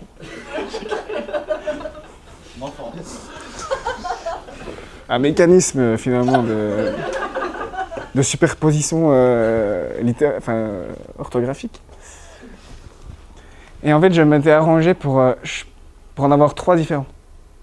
Et je prenais le A, je prenais le B, je prenais le C. Ça faisait un recto. Donc après, ça voudrait dire que si t'es prof, il fallait que tu fasses ça pour voir que c'est le même recto verso. Et il y en a là-dedans. J'étais motivé de mauvaise qualité, c'est-à-dire par rapport à faire la punition. En vrai, il aurait fallu que j'apprenne à arrêter de faire des conneries. Voilà. Mais non. Bref, vous avez compris la différence entre les deux buts. Dans la vie, plus largement, les buts de maîtrise, c'est ceux qui veulent le voyage. Ce qui compte, c'est le voyage, quoi. C'est le chemin et pas l'arrivée, tu vois. Souvent les bobos nous disent ça. Voilà. But de maîtrise, peu importe l'arrivée, c'est bien faire le chemin qui compte. C'est une philosophie de vie, quoi. Ou but de perf, un peu occidental, un peu emmagasiner les choses. C'est les gens qui disent « Moi, j'ai fait le Mexique ». Tu dis « Je vais en voyage au Mexique, en road trip ». C'est la rencontre entre deux mondes. Il y a quelqu'un qui dit « Je prends rien dans mes poches, je vais voyager dans toute l'Europe, quoi. Et je ferai du... Comment on appelle ça ? Je suis fatigué. Je ferai du stop. Voilà, c'est le voyage, quoi. But de maîtrise. But de perf, c'est le gars qui sort de l'avion et qui dit à ses potes « C'est bon, j'ai fait le Mexique. J'ai fait le Mexique. » Parce qu'il a été un week-end dans une formule tout compris de Mexique. Au Mexique. Lui, son but, c'est colorier la carte horrible là qu'on peut acheter où t'es un colonialiste, tu peux valider les pays que t'as fait, tu vois. Et le but du jeu, c'est de valider la carte. Enfin, les colons seraient contents de voir ça. Le but du jeu, c'est de colorier là où je suis allé, bref. Voilà. Il y avait une question, non ? Quelqu'un voulait dire quelque chose à un moment donné, là ? Non ? Ok, j'ai des hallucinations. Voilà. Donc là, en fait, on est toujours un peu motivé par les deux. Le chemin, il est bien et on est quand même content d'arriver à l'arrivée. L'objectif, du coup, quand on est prof, c'est pas de forcément que viser le but de maîtrise. Parce qu'il ne faudrait pas supprimer non plus le but de performance. Mais c'est de valoriser un maximum les deux dans tout ce qu'on donne à faire à nos enfants. Voilà. Lire bien, c'est autant lire beaucoup quand même, que lire à une vitesse, à la vitesse de fluence nécessaire. Voilà. Est-ce que j'enchaîne ? Là aussi, vous n'avez pas le choix de toute façon. Je vous demande, mais... Voilà. Donc atteindre l'objectif, c'est orientation du but, performance. Mike Horn. Mike Horn. Tu sais imiter Mike Horn ? Je vais pas me lancer. J'étais à ça, je me suis dit, non, parce que c'est sur YouTube. Voilà. Donc le but, c'est pas non plus de faire un sketch. Voilà. Mike Horn, je veux traverser l'Arctique. But de perf, Mike Horn aussi, mais c'est en pensant à mes enfants à chaque instant. Tout d'un coup, il est motivé quand même à faire ça. Là, c'est normal, les deux, ils sont au max. Voilà. À mon avis, il était très motivé aussi pour être bien loin de sa femme pendant 1 an et demi. Comme quoi, les orientations de but. Oui, on ne sait pas pourquoi. Attention, c'est là où ça va un peu brûler le cerveau. À combien en suis-je dans ma vidéo ? 13 minutes. Eh bien, c'est tout ce qu'il me faut. Non, il me faut beaucoup moins. Donc là, restez bien concentrés. On a vu qu'il y avait des buts de maîtrise sur bien faire et des buts de perf sur faire par rapport aux autres. Est-ce que ça va ? Je rajoute un peu de complexité. Quelle heure est-il ? Ça va. Montrer sa compétence en faisant bien les choses, but de maîtrise. Montrer sa compétence en écrasant les autres ou par rapport aux autres, ou par rapport à une note ou des statistiques, etc. But de perf. Sauf qu'il y a aussi éviter de montrer. On appelle ça des buts d'évitement. Je sais pas mes tables. Et donc, s'il y avait par exemple, si on est dans mon groupe appelé un par un, je vais faire en sorte d'être appelé en dernier parce que je ne veux pas montrer que je ne sais pas mes tables. Voilà. On appelle ça des buts d'approche. Si on veut montrer que je sais faire, c'est le premier élève qui lève la main quand à chaque fois que vous voulez demander une démonstration. Il veut montrer qu'il sait faire. Et des buts d'évitement, ce serait ne pas montrer que je sais pas faire. Vous me suivez? C'est utile ou pas ça? Je sais pas si c'est plus utile que... J'ai l'impression que c'est moins utile que le reste, mais je vous le dis quand même, quoi. Voilà. Ne pas montrer que je sais pas faire, ne pas montrer que je suis pas performant. Je suis en soirée danse, je sais que je sais pas danser incroyablement, mais j'ai invité des potes. Et là, il y a une fille qui vient. Vous dansez? Non, désolé, j'ai mal au genou là. Voilà. Je montre pas que je suis pas fou en danse. J'esquive. Voilà. Donc on peut croiser maîtrise approche, maîtrise évitement, perf approche, perf évitement. Est-ce que vous avez des exemples de ça, par exemple, dans votre classe? Des enfants qui évitent de montrer que... C'est quoi les stratégies qu'ils ont? Les stratégies d'évitement qu'ils ont? Nous, on a un élève en art lucif en stage et il préfère rester à 2 balles donc passer à 3, genre il reste dans sa zone de confort pour éviter de rater à 3 balles. On lui dit essaie d'aller plus loin, tout ça, il veut pas, il reste à 2. C'est super intéressant. Ça veut dire que sa motivation vers bien faire est tellement grande qu'il se contente de bien faire un truc trop facile plutôt que prendre le risque de mal faire un truc un tout petit peu trop difficile. Alors que nous, notre objectif de prof, c'est d'être tout le temps dans le un tout petit peu trop difficile. Ouais. Il y en a plein, il y en a plein. Vous avez des stratégies comme ça? Non, vous êtes toujours motivé à tout. Comment on montre qu'on sait pas, je sais pas moi, au quotidien? T'es à Noël, c'est toujours biographique. Tout d'un coup, un débat politique est lancé, parce que c'est Noël, donc de toute façon, Noël égale embrouille politique. Et là, tu te dis, mais moi je m'en fous de la politique, là, je sais rien. Hop, tu te mets à jouer avec les enfants. Je vais à la table des enfants, les gars, parce que... Et là, tu leur parles politique. Bon, bref. Alors, Chirac, les gars... Moi, j'ai un poney, il s'appelle Cracotte. Ouais, ok. T'as pas compris, là? L'ambiance de la table des enfants. Bref. Là, il y a beaucoup de motivation, donc, à bien faire. À nouveau, je vous fais pas 1000 exemples, mais... Bien lire, c'est pas lire beaucoup. Bien écrire. Souvent, les filles, souvent. Vous êtes souvent dans un but de maîtrise, en fait, les filles, naturellement. Parce que votre cerveau, il est plutôt sur bien faire. Vous écrivez 1000 fois mieux que les garçons. Souvent, quand je fais passer le CAPES, c'est des garçons qui me disent c'est combien de nombre de pages le CAPES?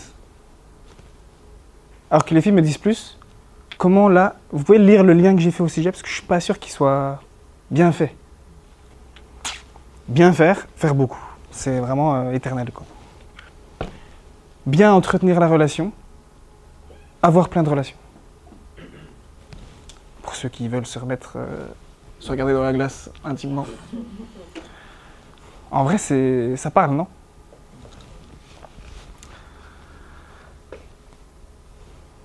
Je cherchais un autre exemple, mais je crois que c'est bon, après, c'est... Ouais, bref. Dans certaines sociétés, je peux pas m'en empêcher, la femme est sûre avoir une relation de qualité, l'homme est sûr, j'ai le droit d'avoir plusieurs femmes. C'est toujours une histoire de quantité versus qualité. Oui. Je continue avant de perdre mon métier. Il faut pas non plus, là je fais un petit point critique sur ce qu'on disait tout à l'heure, but de perf, but de maîtrise. Là le but de la conf, c'est pas de dire que les buts de perf c'est nul. Parce que le souci c'est que le monde entier se base sur des motivations de but de perf. Donc tu peux pas non plus pas former tes enfants, pas motiver tes enfants selon un but de perf. Parce que malheureusement il n'y a que ça qui compte dans notre monde. Je crois que j'ai mis des exemples. Non. Je les ai mis après. Ok, j'irai plus tard. Ouais, je vais faire une crise d'épilepsie si je continue comme ça. Le monde fonctionne sur... T'es méchant, tu vas en prison. but de perf. En fait, c'est une menace. Je suis citoyen parce que je suis menacé. Pas parce que j'ai compris que c'était que avoir des incivilités, c'était menacé par la loi, quoi. Voilà. D'ailleurs, à Marseille, on n'est pas assez menacé à certains endroits par la police. Ça veut dire que tu mets tes déchets dans la rue parce que t'as pas compris que tu pouvais être menacé. Bref. Dans les métiers, on a une motivation salariale. La seule motivation que le patron va nous donner, c'est une reconnaissance salariale. Donc c'est des buts extrinsèques, de mauvaise qualité. Il faudrait plutôt qu'il nous pose la question, qu'est-ce que je peux faire pour toi, pour que tu te sentes mieux dans ton travail? Est-ce que je vous perds ou pas? Ceux qui ne me regardent pas, c'est parce que quoi? Vous prenez des notes? Est-ce qu'il y a quelque chose de plus motivant que moi en ce moment qui se passe dans vos têtes?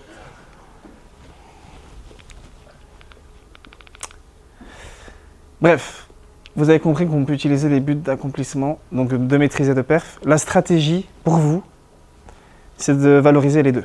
On appelle ça en termes Arte ou fac, orthogonalité des buts. Le but, c'est de viser autant des buts de maîtrise que des buts de perf. On peut même demander à nos élèves, par exemple, dans l'évaluation, vous êtes tous évalués selon bien faire ou faire par rapport aux autres, sauf que vous pouvez mettre un coef sur ce que vous préférez. Je sais pas si ça fait sens. Fais des lignes, je dis n'importe quoi, je prends vraiment la tâche bête et méchante.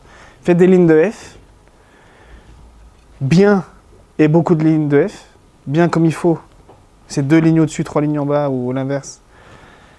Et tu dois en faire le plus possible en 10 minutes. Et tu choisis, soit je mets plus de points sur... soit je regarde plus que tu as bien fait, soit je regarde plus le nombre de lignes. En fait, je m'en fous. Je veux juste qu'il soit motivé à faire plein de lignes. Ça marche pour tout. Voilà. Bien danser, c'est pas danser beaucoup. Parce qu'il y en a qui dansent beaucoup, jamais bien. Et il y en a qui dansent très peu. À chaque fois, c'est une pépite et on se dit ah, mais pourquoi tu ne prends pas des cours, toi? Voilà. Bref, donc le but, c'est d'essayer de motiver toute une classe, parce que chacun aussi, selon qui il est... J'arrive. Chacun, selon qui il est, va être orienté plutôt vers l'un ou l'autre. Donc si on motive toute la classe aux deux, on a des chances de motiver toute notre classe. Là où l'école mise que sur ça. Donc déjà, souvent, on perd les filles. C'est très schématique. Il y a des filles qui sont en motivation perf, mais... Si t'es que sur... c'est un concours, les gars, faut se tirer dessus. Bah, tu perds tous les gens qui ne sont pas motivés par la compétition spécialement, quoi. Tu voulais me dire un truc? Magnifique. Eh bien, regarde ça. Il est 29. Ça va. C'est compréhensible ce que je dis? De toute façon, il y en a un qui me dit non. C'est ciao. Bref. Donc la stratégie, c'est motiver dans les deux sens. Voire laisser les élèves choisir leur sens préf.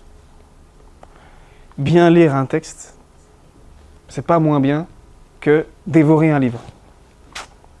Pourtant, on nous a demandé de lire Candide à tous. Voilà. Peut-être qu'on peut proposer plusieurs livres de plusieurs tailles, plusieurs dimensions, et être plus pointilleux sur les questions qu'on pose au petit livre, et plus généraliste sur les questions qu'on pose sur le grand livre. T'es motivé par la quantité et par faire plus que les autres, bah, tu vas lire le grand livre et on sera moins exigeant. Par contre, si tu choisis de bien lire, il faut bien comprendre. Donc je te pose des questions plus fines sur le petit livre. C'est intéressant ou pas, ça? Ouais, c'est intéressant. Ouais. C'est somme toute pertinent, quoi. Bref, l'évaluation par compétence, c'est un exemple de la combinaison comme il faut entre but de perf, parce qu'il y a la note quand même, chiffrée par rapport aux autres, pour faire plaisir aux parents. Et en même temps qu'il y a la raison, il y a la façon de faire qui explique la note, donc but de maîtrise. Donc normalement, si pour une fois que l'école fait un truc cuisiner aux petits oignons.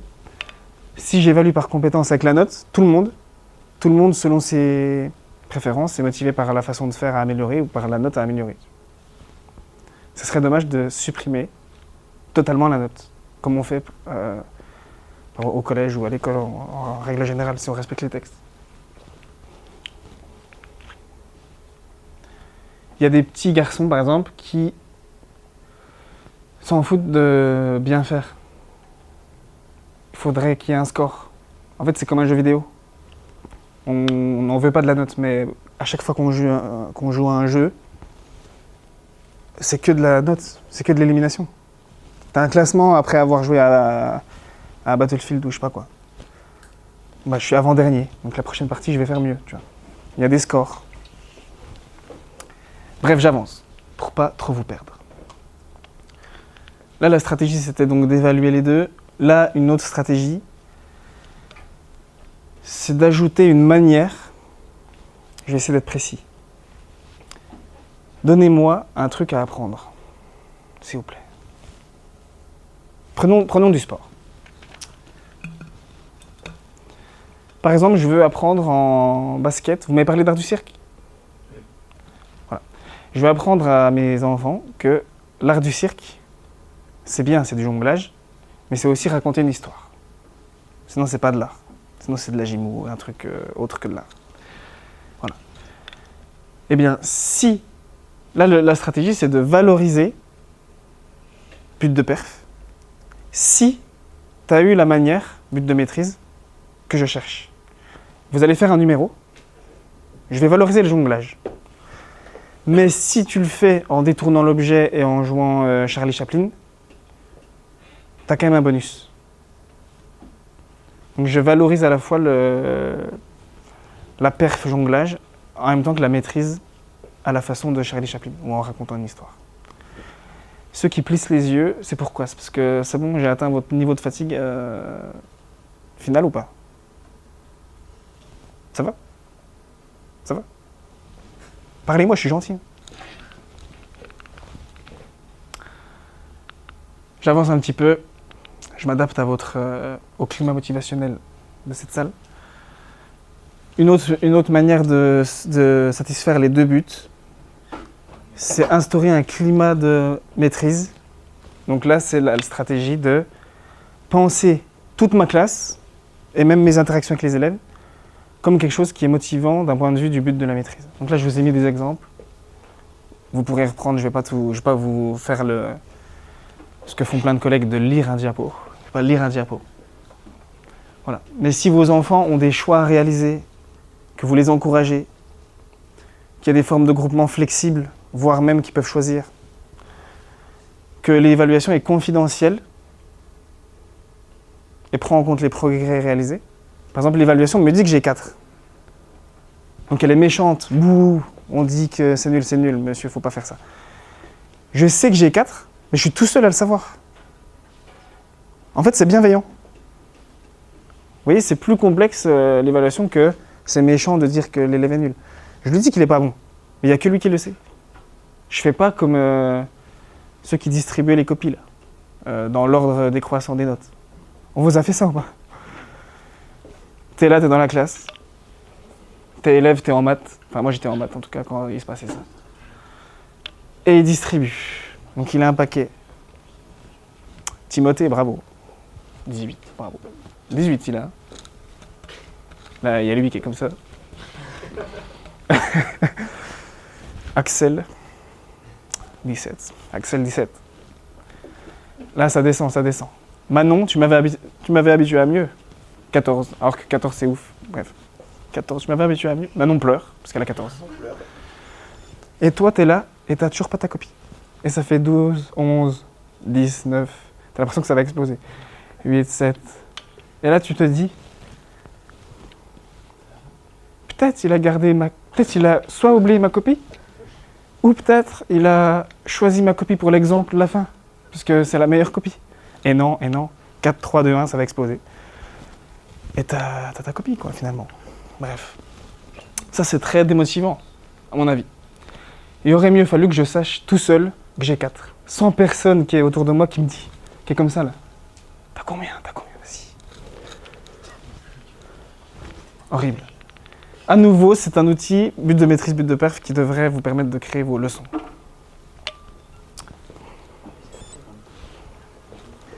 Dernière partie.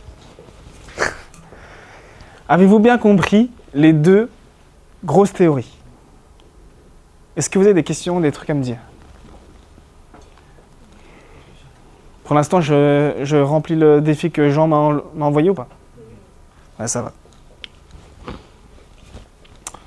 Je vous donne la dernière théorie, mais je vais vite. Elle est moins... Je vais vite parce qu'elle ne repose pas sur des outils qui sont à vous, sur lesquels vous pouvez agir pour vos élèves. Ça, c'est la théorie de l'expectation-valence qui explique la motivation, qui explique un calcul qu'on fait envers soi-même, que l'enfant se fait envers lui-même, que vous faites envers vous-même, pour vous motiver, selon la récompense. Donc on ne peut pas agir directement sur ça. Je vous le mets pour votre culture générale.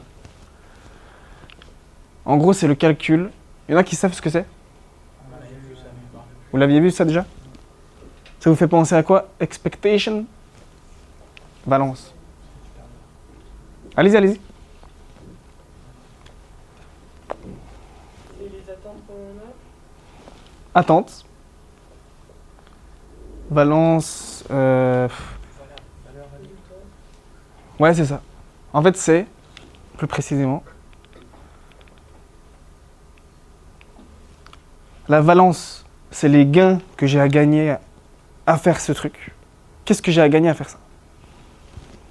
Je suis motivé par le CAPES. Le gain, c'est CAPES. Ok, c'est motivant. Mais si le CAPES est réformé pour l'épreuve de PS, par exemple, et que tout d'un coup, on est 1 sur 30 000 à pouvoir l'avoir, je vais être moins motivé parce que la deuxième partie, c'est la probabilité que j'ai de réussir, selon moi. Donc je suis très motivé pour la CAPES, mais il y a beaucoup de concurrence. Donc ma motivation va être un peu cassée.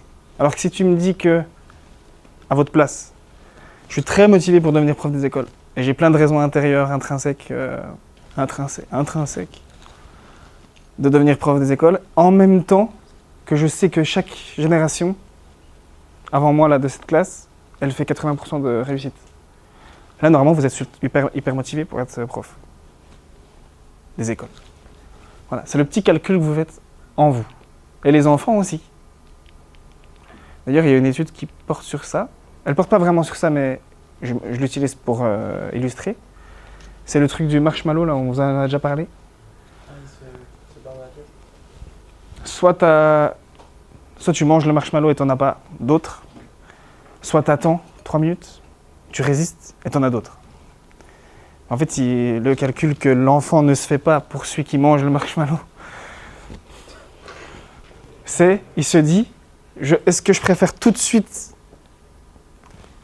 avoir un marshmallow tout de suite parce que je me sens pas capable de résister, ou est-ce que je me sens beaucoup capable de résister pour en avoir d'autres? Et selon la motivation, le tout de suite ou la patience sage, il va choisir un comportement. Il va déclencher un comportement. Voilà, ça c'est un peu moins utilisable, je pense. Est-ce que vous êtes d'accord? C'est dur d'agir sur leur capacité à penser leur probabilité de réussite, bref. Donc je ne vais pas passer 1000 ans sur ça. Mais c'est vrai que si on lit, pour ceux qui ne lisent pas, ils se disent souvent « je suis incapable de lire plus de 20 minutes sans être sur mon téléphone » ou de me concentrer sur du papier. En même temps que je ne vois pas pourquoi je lirais Sénèque ou des romans.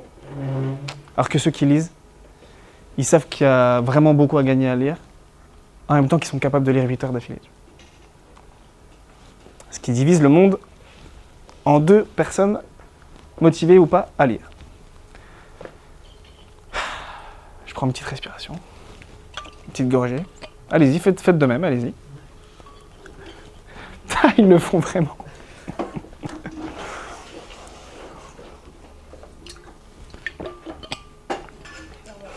C'est bon l'eau. Dans 30 ans, il n'y en aura plus. Qui a la ref? 3 garçons. Toi aussi? Bravo. Bravo. Quand je suis comme, oui, quand je suis comme ça, à vous envoyer des bravos et défoncez-moi. Je suis un fou. Je suis un fou. Je sais pas s'il y a une bonne ou mauvaise façon de réagir, mais moi, si je devais résumer ma vie aujourd'hui devant vous, je dirais que c'est d'abord des rencontres. Des gens qui, à un moment, peut-être, m'ont tendu la main. À un moment où je ne pouvais pas, où j'étais seul chez moi.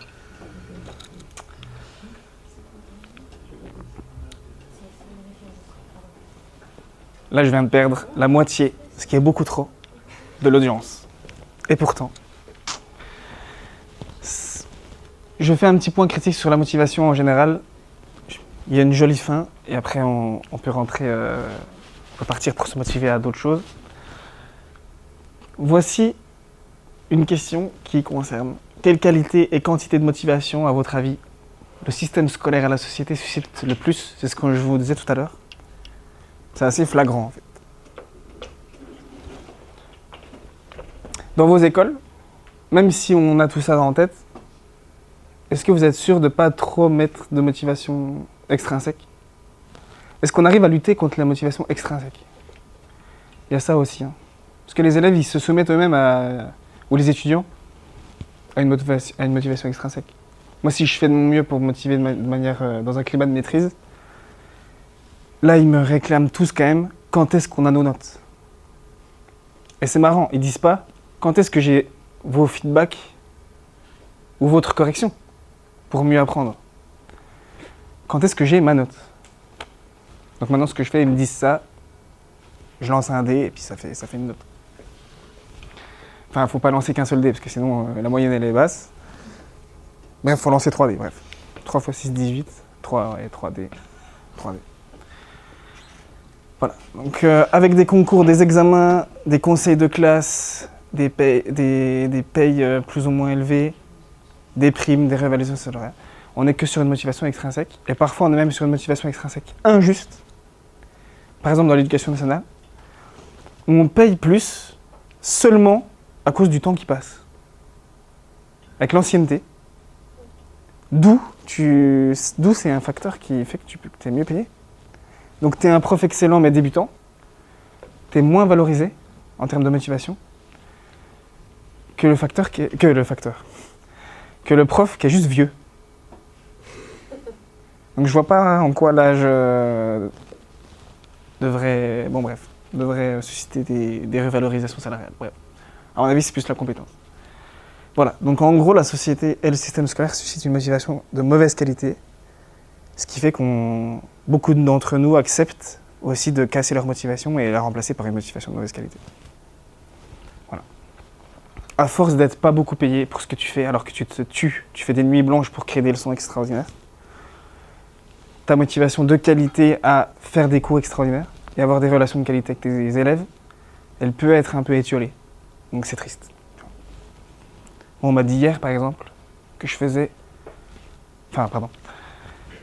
un collègue ou une collègue bien payé, très bien payé, donc en fait très vieille, m'a dit, toi tu fais copain-copain avec tes étudiants de toute façon. Elle fumait, tout le monde fume dans la tête. Bon bah elle, par exemple, elle retranscrit mon climat de maîtrise en tu fais copain-copain.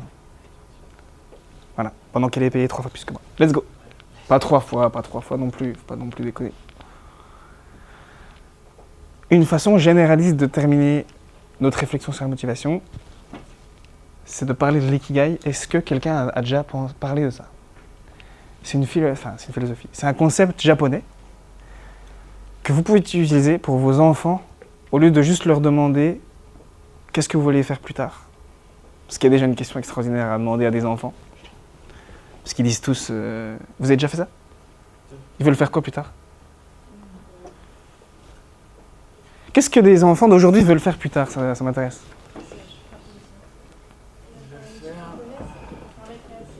Maîtresse? Pompier, policier, pop star, youtubeur. Aujourd'hui c'est youtubeur. Ah, je pense quand même. C'est quoi les nouveaux métiers que moi j'aurais jamais dit par exemple que je voulais faire? Rappeur. Influence. Tu sais pas d'où je viens mec.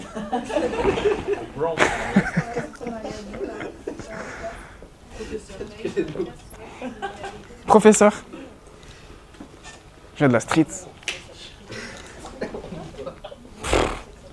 Ah mais attends, c'est celui-ci. En gros, l'ikigai, c'est le combiné de la meilleure motivation possible envers quelque chose. Là, il y a ce que tu aimes faire.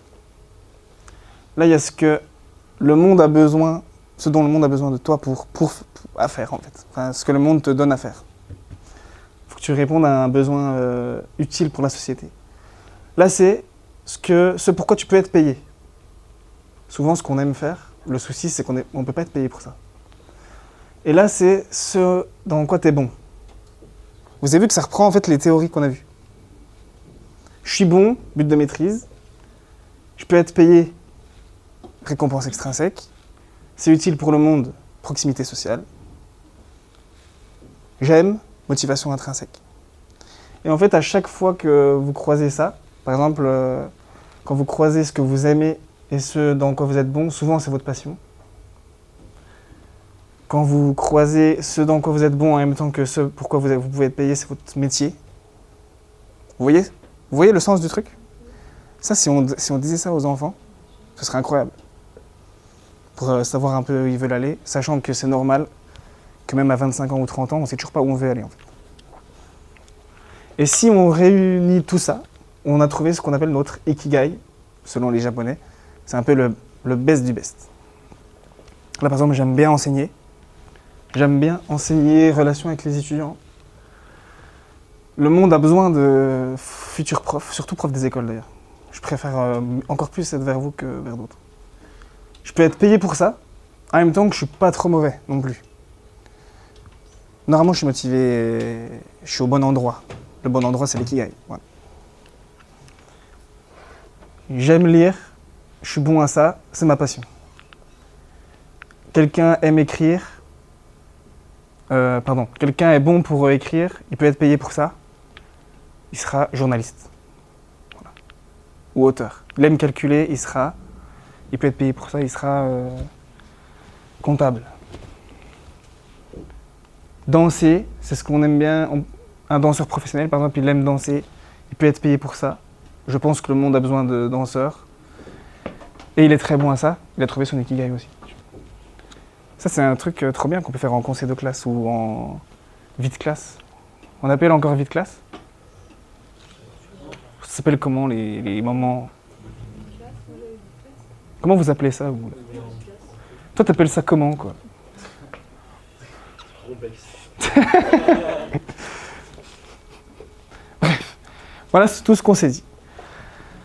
Tu le prends pas mal mes blagues.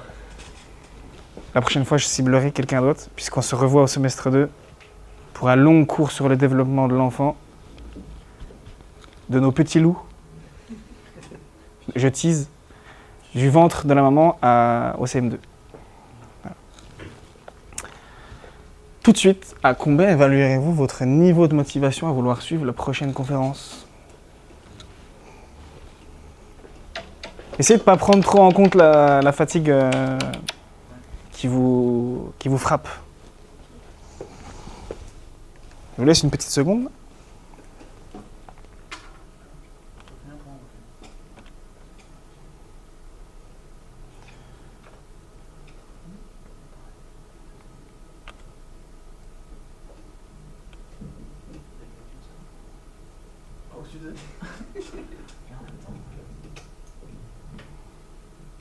Vous avez rempli?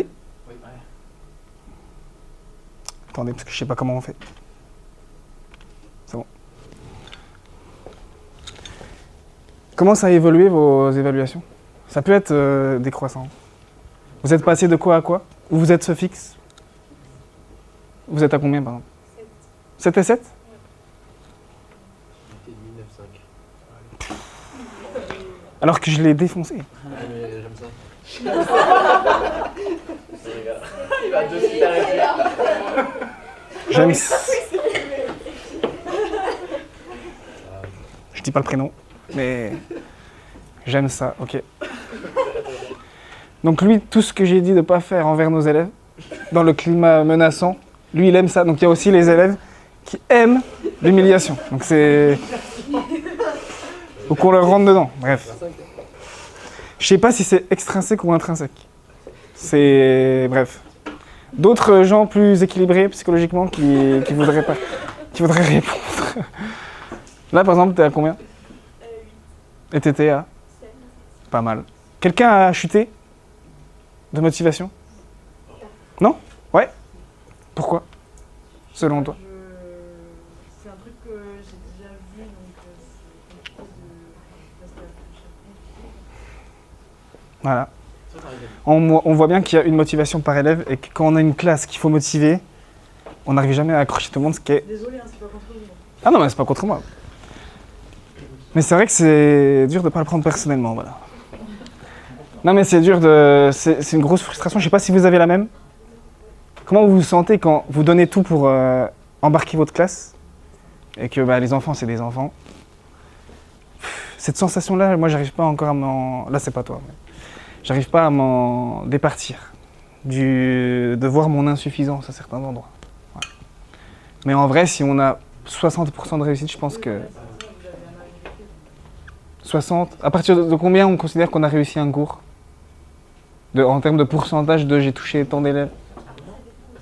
En amphi, par exemple, ça va être compliqué d'avoir. En amphi, ouais. En amphi, il y a plus de la moitié qui est là pour être là. Qui peut passer. D'ailleurs, ça permet de critiquer la motivation. On laisse le choix de venir en CM. Là, pour le coup, où je pense que ça devrait être obligatoire. Un CM, moi je préfère parler de conf parce que j'ai plus de respect que ça pour mes CM. Une conf, c'est une semaine de travail quoi, pour parler 2 heures. Et c'est ce qu'on rend, en termes de motivation, de management des profs, c'est ce qu'on rend pas obligatoire. Le plus précieux, il y a des étudiants bêtes qui disent « j'en ai pas besoin ». C'est quand même une drôle d'administration. Merci de m'avoir dit que ta motivation a chuté. On termine avec un petit extrait vidéo. C'est un extrait de film. C'est le moment de l'année où le prof d'anglais dit « On regarde le Truman Show, let's go ». Est-ce que vous voyez tous ça? Même, ouais. J'ai remis besoin de compétences autonomie, proximité sociale, maîtrise perf, gamme probabilité. Vous allez voir que c'est une prise de parole dans un vestiaire de hockey. C'est Al Pacino. Et on se rend compte qu'un discours motivationnel que j'ai pu faire, parce qu'avant j'étais préparateur mental un peu, dans le sport, souvent s'appuie en fait juste sur les ingrédients qu'on vient de voir. Là aussi, pourquoi un prof, il n'a pas des discours aussi motivationnels envers ses élèves, quoi, pour commencer la journée par exemple. Parce qu'il y a des élèves qui chez eux, ou des enfants qui chez eux, sont dévalorisés, ça mériterait 5 petites minutes de boost. Par exemple, après le repas du midi, là, quand on est tous éclatés. Voilà. Donc je vous montre ça, et en direct, je fais bouger la souris sur quels ingrédients il est en train d'utiliser. Normalement, c'est un discours motivant. On va voir ça. J'espère que ça marche.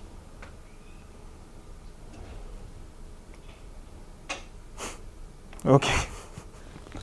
Ça va marcher, ok? Oui. Je vais tout faire pour que ça marche. Et oui, ça marche. En fait, Discours d'avant-match. Je pointe ma souris sur les ingrédients qu'il utilise. Vous voulez éteindre? Ah oui, mais... ça, on peut l'applaudir en vrai. Est-ce qu'il fallait pas éteindre dès le début? Je relance la vidéo, je recommence tout, j'en ai rien à faire.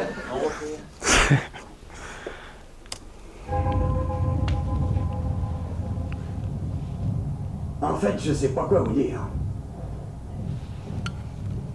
3 minutes avant le plus grand combat de nos vies professionnelles.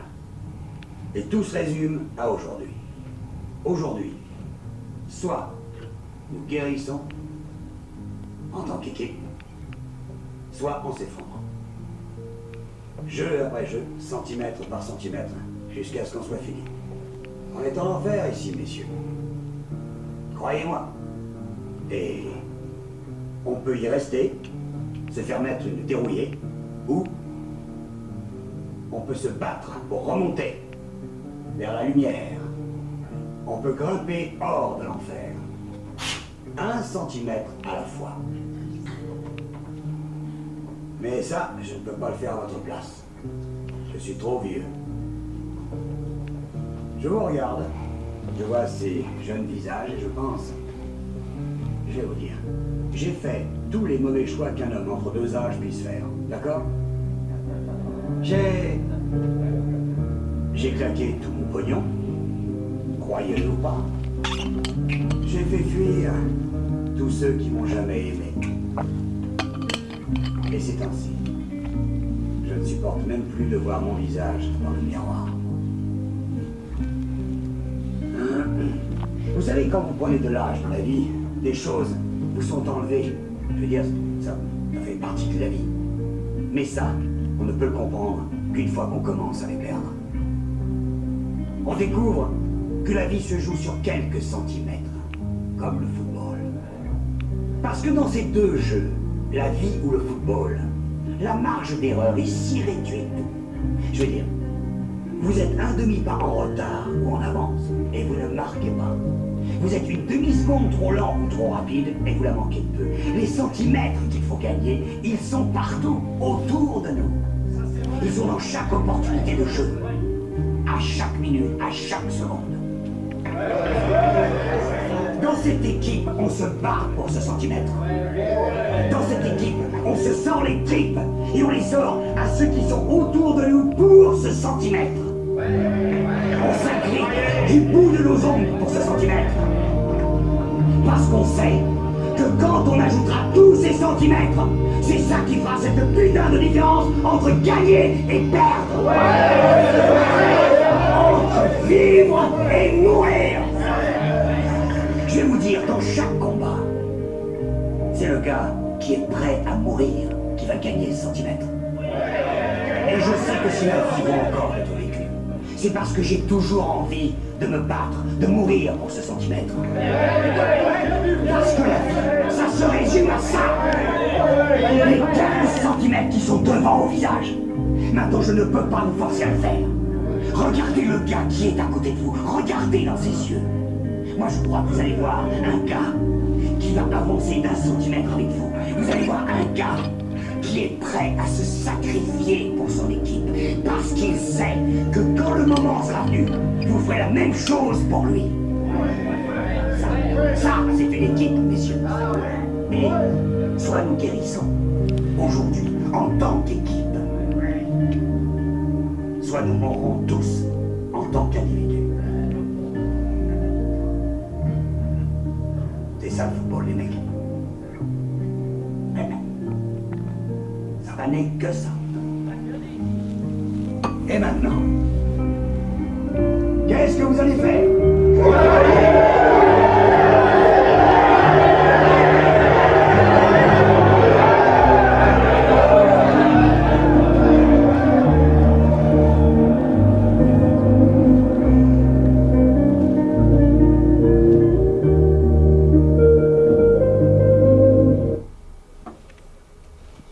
Fin de la conférence.